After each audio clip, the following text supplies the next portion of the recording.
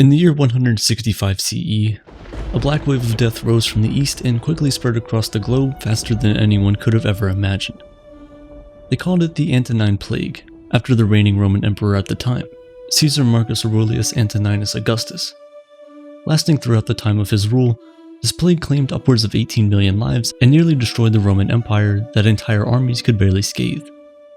But it didn't. Under Marcus Aurelius's rule, the empire thrived despite the economic crises, the numerous invasions, and the gruelling pandemic. It is precisely during times of distress that true leaders are tested, and the Caesar rose to the occasion every single time. Aurelius was a philosopher before anything else, regarded as the last of the 5 good emperors of ancient Rome, a term coined by Niccolo Machiavelli in the 15th century. It was his Stoic philosophy that differentiated him from his predecessors. During the plague, he set his ego aside and broke the mold, surrounding himself with talented and experienced public servants instead of aristocrats and nobles.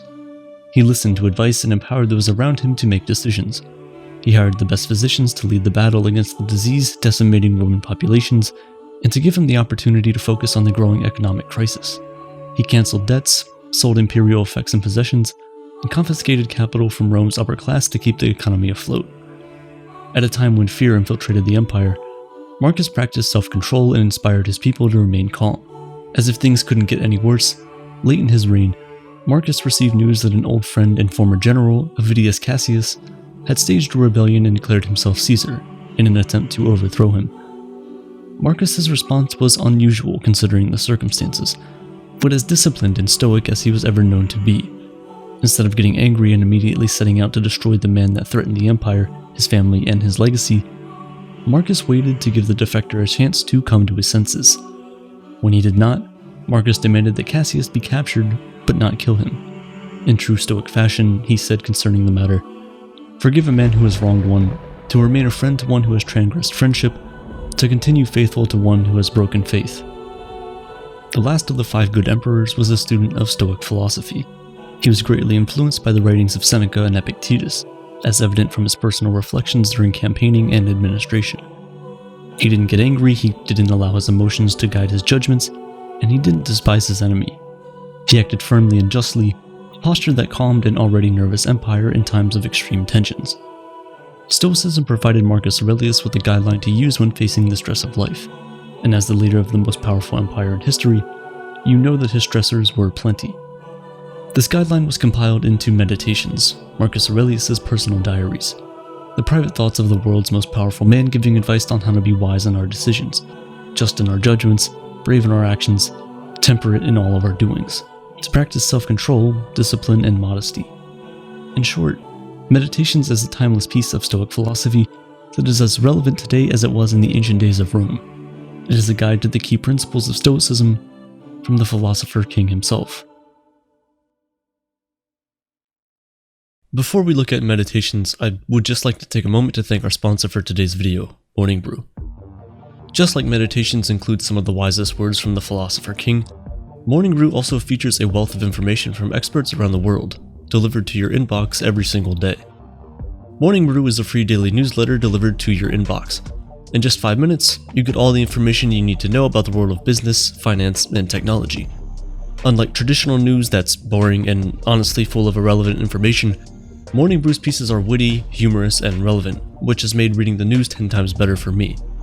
Just last week, Morning Brew sent me this article, "US inflation keeps getting worse," and I couldn't help but think about the similarities between what Marcus Aurelius went through and what we're going through today.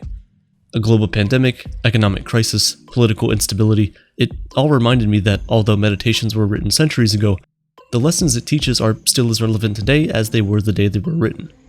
If you're interested in learning more about the state of the world of business, finance, or anything tech-related, there's no reason not to subscribe to Morning Brew. To get started, visit morningbrewdaily.com/aperture. It's completely free and you'll be bettering yourself and supporting Aperture at the same time. One of the most prominent principles of Stoicism that Marcus Aurelius continually reiterates in this piece of literature revolves around the dichotomy of control.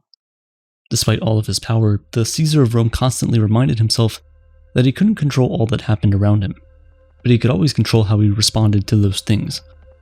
Flowing from this concept, there are 5 key and profound lessons we can learn from Marcus's Meditations that are a testament to the practicality of Stoicism as a philosophy, and by understanding these lessons, we can lead healthier and more fulfilling lives, even millennia after Aurelius reigned. The things you think about determine the quality of your mind. It's all in how you perceive it. You're in control. You can dispense with misperception at will, like rounding the point. Serenity, total calm, safe anchorage. Before Marcus Aurelius' time, Epictetus and Seneca both wrote vast amounts on the power of perception. It's no wonder then that Aurelius echoed these thoughts, as it is one of the most essential tenets of Stoicism. Our perceptions influence all that we experience. Your car may not start before your important meeting, or your boss may not give you the promotion you think you deserve. Just like Marcus had a choice when the plague hit, you also have a choice to make whenever you are facing a troubling situation. You can choose to feel angry, scorned, depressed, or defeated, which will accomplish nothing. Or you can train your perception to not be influenced by what is outside your control.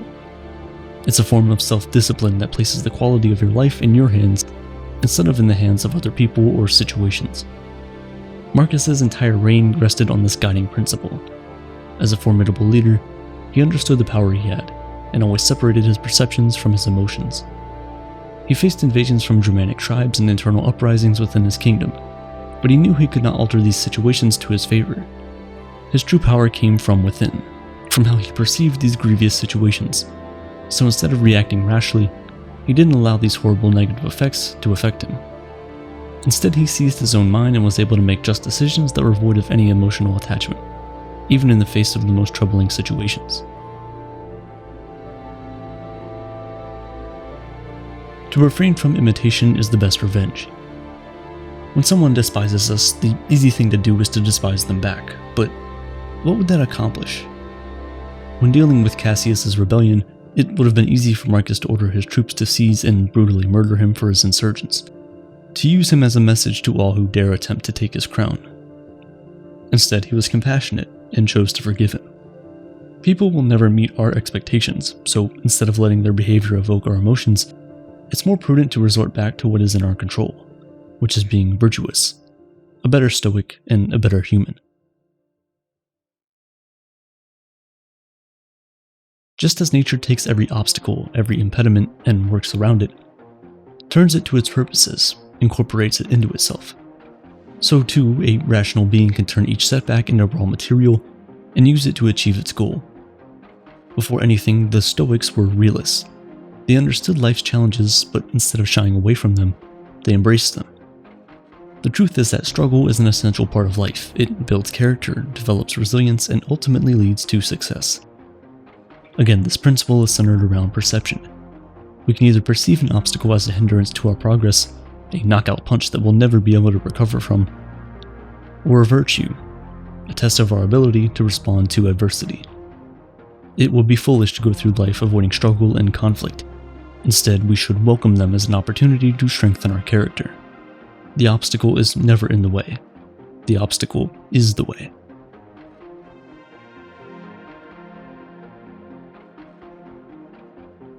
Accept the things to which fate binds you, and love the people with whom fate brings you together, but do so with all your heart. Marcus Aurelius believed that the formula for human greatness is to accept our fate no matter what it is. This notion is deeply rooted in Stoic philosophy. Whatever happens to you, you must love it, for it is your fate. Epictetus faced countless adversities throughout his life, but still embraced his destiny without complaining. He was tortured by a master who twisted his leg and broke it, permanently crippling him. Instead of spending the rest of his life feeling remorseful for himself, Epictetus took control of his mind instead and said, "Do not seek for things to happen the way you want them to. Rather, wish that what happens happens the way it happens. Then you will be happy." The true testament to being a Stoic is wanting nothing to be different, not better or worse. Strength of a person is in accepting what the universe has in store for you and not resisting it.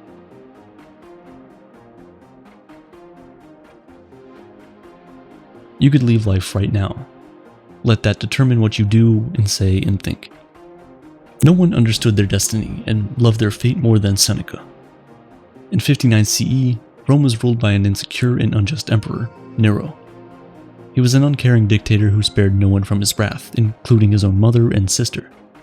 After a failed attempt on his life, Nero gathered all the suspected conspirators and either banished or executed them. Seneca was wrongly accused as being one of those plotting against Nero's life, and even though he had served as his leading advisor, Nero did not spare him and ordered him to take his own life.